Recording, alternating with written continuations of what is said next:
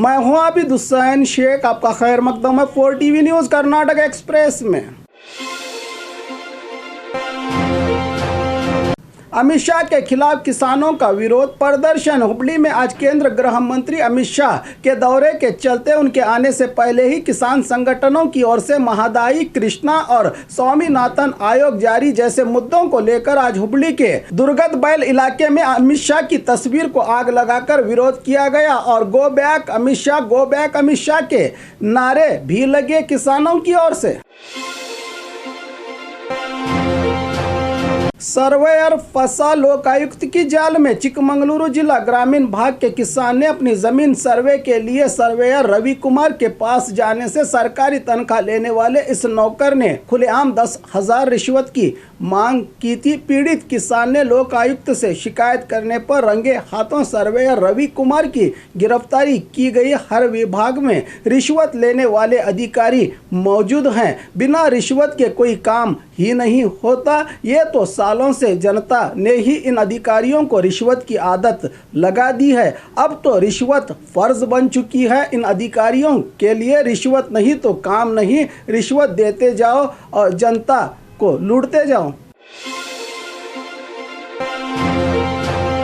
Police की ओर से ली गई रौड़ी परेड। बेंगलुरु ग्रामांतर एसपी मल्लिकार्जुन बालदंडी की ओर से होसकोटे में गलत कामों में शामिल होकर जमानत पर बाहर घूमने वाले रौडी शीटर्स को बुलाकर उन्हें सूचना दी गई कि आने वाले चुनाव में गांव में दादागिरी करके नेताओं के दलाल बनकर शांति भंग करने की कोशिश की गई तो कानून के तहत कार्रवाई करके सरहद पार की चेतावनी दी। एसपी ने सभी रौडी शीटर्स को तरक्की करने वाले देश में इस तरह रौडी शीटर्स और गुंडे रहेंगे तो देश का किस तरह भला होगा।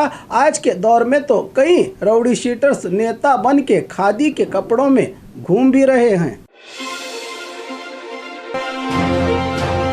राज्य स्तर पर हिंदू राष्ट्र अधिवेशन। राज्य की राजधानी बेंगलुरु में हिंदू राष्ट्र अधिवेशन के चलते 100 से भी ज्यादा हिंदूवादी संगठनों की ओर से इस सभा में हिस्सा लिया गया, जहां पर लव जिहाद, हलाल, झटका कट, लैंड जिहाद जैसे मुद्दों पर चर्चा करके हिंदू धर्म से जुड़े लोगों को किस तरह तरक्की की ओर ले जाना है, इस पर चिंतन मंथन किया गया। तरक्की तो देश के हर नागरिक की होनी चाहिए, ना कि सिर्फ एक ही धर्म से जुड़े लोगों की।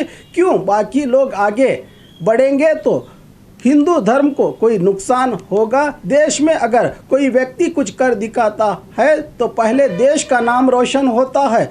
हिंदू मुस्लिम तो बाद में देखा जाता है। ऐसे मुद्दों को पैदा करके मिलजुल कर रहे लोगों में दरार डालने से किसका फ़ायदा होगा और किसका फ़ायदा अब तक हुआ है, ये भी सोचने वाली बात है। जनता के लिए महंगाई और बेरोजगारी जैसे मुद्दों को भूल जाए, सिर्फ जातिवाद के मुद्दों में गिरी रहे जनता। इस सभा में बेरोजगारी और महंगाई पर भी चर्चा हो सकती थी, क्योंकि इनके घरों में भी गैस का चूल्हा और पढ़ा लिखा बेरोजगार नौकरी के लिए तरसता होगा। पुलिस के नाम पर लाखों की लूट, जालसाजों की गिरफ्तारी। बेंगलुरु विल्सन गार्डन पुलिस ने 4 अंतर्राज्य चोरों की गिरफ्तारी की है। ये लोग पुलिस के भेष में हाईवे पर जाकर लारी और अंतर्राज्य वाहनों की चेकिंग के बहाने से पैसे वसूला करते थे। असली पुलिस ने इनका पीछा करके गिरफ्तार कर ली है। इन नकली पुलिस वालों की इनसे 80 लाख नकद और एक कार जब्त कर लिया है पुलिस ने। ये लोग अपनी मौज मस्ती के लिए इस तरह का काम किया करते थे कि जानकारी दी है पुलिस को।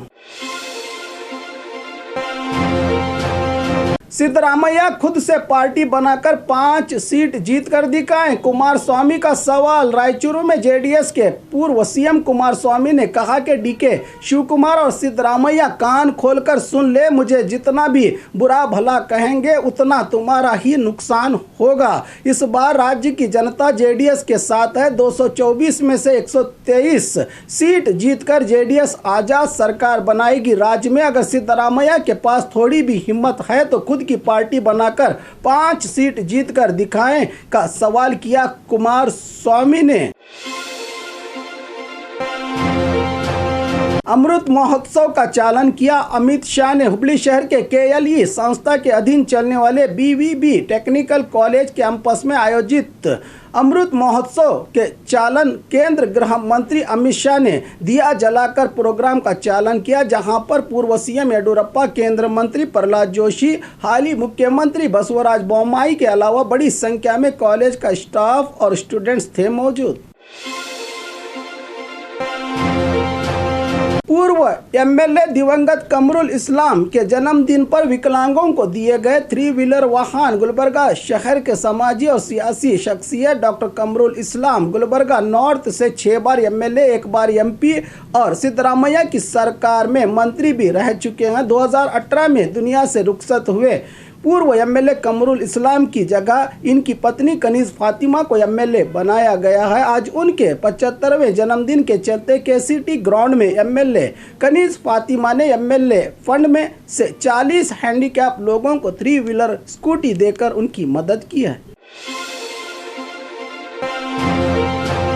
जनता ने ली बागी मंत्री और विधायकों को वोट न डालने की शपथ। कोलार शहर की जनता ने एक वीडियो के जरिए कसम खाई है कि हम किसी भी हाल में एक पार्टी से दूसरी पार्टी में अपने निजी मकसद से जाने वाले नेता को कभी वोट नहीं देंगे। सिर्फ जिले की अभिवृद्धि के लिए स्थानीय ईमानदार व्यक्ति को चुनेंगे कहकर कसम ली है स्थानीय लोगों ने, क्योंकि इस बार सिद्धरामैया भी कोलार से ही चुनाव लड़ने जा रहे हैं। जनार्दन रेड्डी के साथ दिखी मुस्लिम महिलाएं। आज कोप्पड़ के गंगावती में गाड़ी जनार्दन रेड्डी की कल्याण कर्नाटका प्रगति पार्टी के दफ्तर में कई मुस्लिम महिलाएं कांग्रेस छोड़कर रेड्डी के साथ शामिल हुई हैं इनकी पार्टी में, जबकि गंगावती में एक्स केंद्र मंत्री और कांग्रेसी नेता इकबाल अंसारी सालों से यहां पकड़ जमाए बैठे हैं। लेकिन रेड्डी इन्हीं के खिलाफ चुनाव लड़कर कांग्रेस को कांटे की टक्कर देने की तैयारी में लगे हैं। ये तो चुनाव के बाद ही पता चलेगा कि किसने किस पार्टी को अपनाया है। पेंट करके बूथ विजय अभियान का चालन किया। अमित शाह ने हुबली के दौरे पर पहुंचे। केंद्र गृह मंत्री अमित शाह ने खुद अपने हाथों से कमल के निशान में भगवा रंग भरकर बीजेपी बूथ विजय अभियान का चालन किया। घर मिट जाए लेकिन बीजेपी का निशान नहीं मिटना चाहिए, इस नीयत से हर जगह पेंट से बीजेपी का निशान बनाया जा रहा है ताकि जनता घर से बाहर और अंदर जाते समय बीजेपी के निशान को देखकर याद रखे। इन्हें कई चुनाव को लेकर डर तो नहीं तो क्यों पेंट से कमल और बीजेपी का निशान बना रहे हैं नेता हर जगह। JDS 20 से 22 सीट जीतेगी वही बहुत है, सिद्धरामैया का बयान। मंडिया में चल रहे कांग्रेस प्रजाध्वनि यात्रा के दौरान सभा को संबोधित करते हुए पूर्व CM सिद्धरामैया ने कहा कि मंडिया में रहे सरकारी शुगर फैक्ट्री माय शुगर सिर्फ और सिर्फ कुमारस्वामी की बदौलत बंद हुई है। इस शुगर फैक्ट्री के बंद होने से प्राइवेट शुगर फैक्ट्री को किसान अपना गन्ना देकर आमदनी के इंतजार में बैठे रहते हैं, क्योंकि प्राइवेट कंपनी तो कभी भी बंद होकर मालिक भाग जा सकता है। इस बार हारती हुई बाजी की तरह JDS कभी जीत नहीं पाएगी। 20 से 22 सीट हासिल हुए तो वही उनके लिए बहुत है, कहा सिद्धरामैया ने। और खबरों के लिए देखते रहिए 4TV न्यूज़ कर्नाटक एक्सप्रेस।